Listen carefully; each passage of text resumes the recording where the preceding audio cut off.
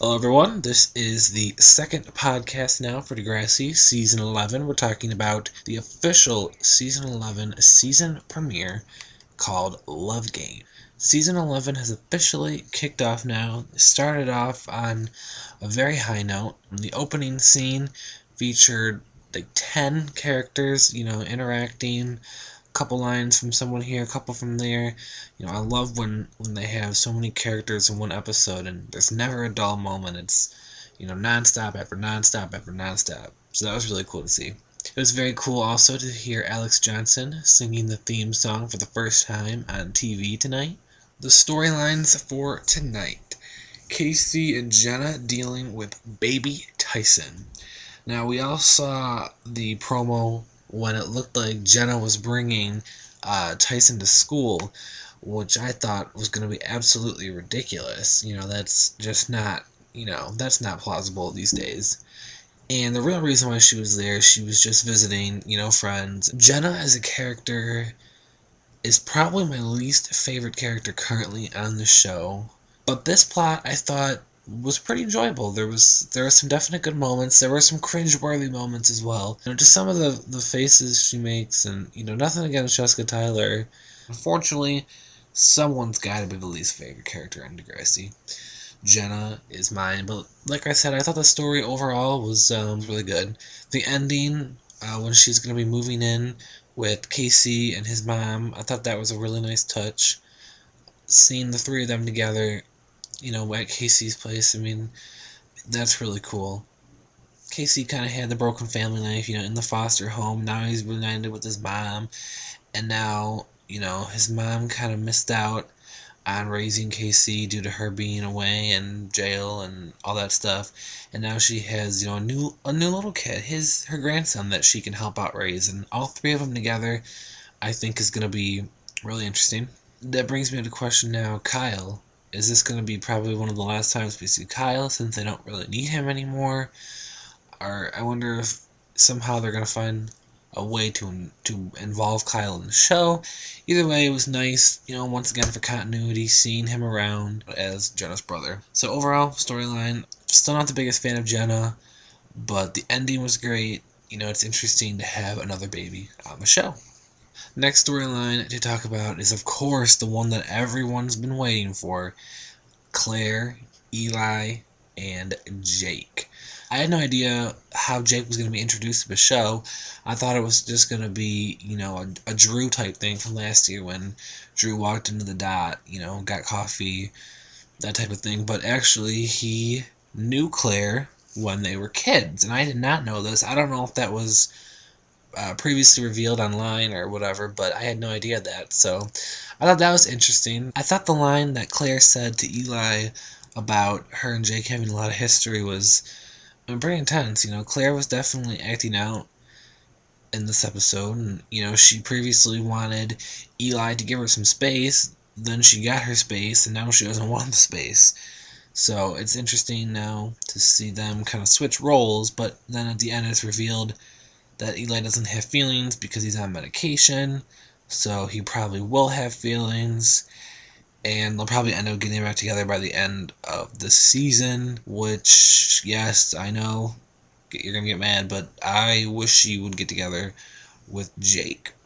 Now, back onto Jake, his dad, it seems like Jake's dad and Claire's mom are probably going to start a relationship. That's kind of what they seem to be hinting at. So I thought it was cool to bring in, someone from the past. And, Claire knew Jake, and Claire's mom knew his dad. So now they're all kind of getting together and forming relationships, supposedly. So I think that's pretty interesting. And the scene with Claire, basically yelling at Eli in front of everyone. Definitely some great lines and some great emotion in there.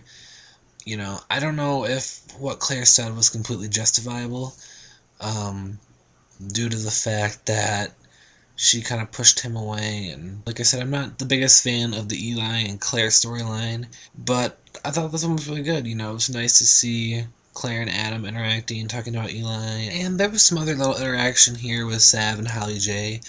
both, still a little bit awkward, talking about their breakup they had. Nothing really too big there, but it's nice to see.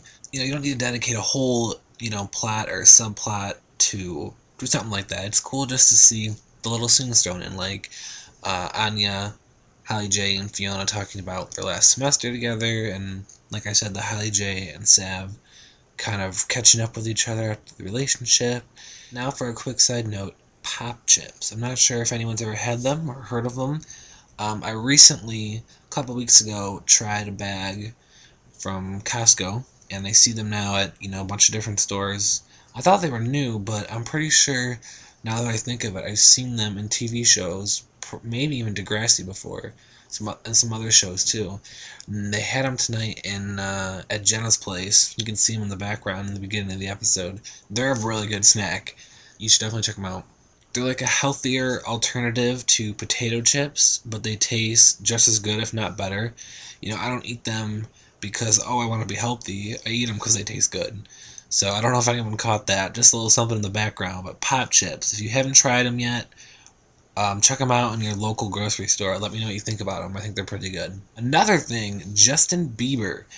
Been mentioned the episode last night, the episode again tonight. So maybe this season we're going to have a Justin Bieber counter. So right now we're at 2. So we'll have to see if they keep mentioning Justin Bieber throughout the season or not. Overall, this episode I thought was really good. It had a lot of characters in it, a lot of character interaction, interesting plot lines that kept the attention. I'm very curious to see where all these go. And of course, I'm excited for the rest of this week. Anya finally turning 18 and the return of Dr. Chris. I don't think they're going to have a relationship. Something's obviously going to go wrong. They're going to go on the date, as you see, and she goes back to his house and they do, whatever. I don't think there's going to be a relationship or whatever. But it is cool to see, of course, like I said, continuity. I love the continuity on the show when they do it correctly and they keep up with it. And bringing Dr. Chris back when Anya turns 18 is fantastic that they're doing it. So I don't even care if they have a relationship or not. Just the fact that they're sticking with it, they're doing it, very good. And they're probably really not doing it because supposedly she'll be in a relationship with Owen later in the season, which I'm very excited for. I think Anya has become one of my favorite characters as of late.